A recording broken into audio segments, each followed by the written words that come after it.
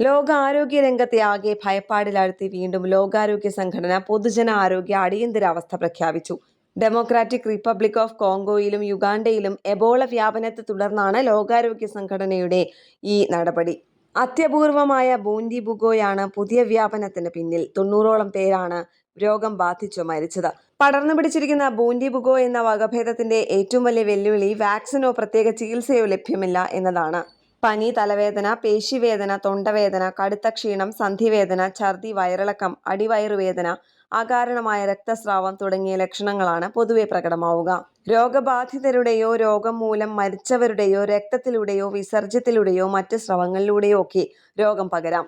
Virus ശരീരത്തിൽ പ്രവേശിച്ച് 2 മുതൽ 21 ദിവസത്തിനുള്ളിൽ രോഗലക്ഷണങ്ങൾ പ്രകടമാവും. 90-നടുത്ത് മരണങ്ങളും 330 സംശയാസ്പദ കേസുകളും സ്ഥിരീകരിച്ചിട്ടുണ്ടെന്ന് Africa centres for disease control and prevention പുറത്തുവിട്ട കണക്കുകൾ വ്യക്തമാക്കുന്നു.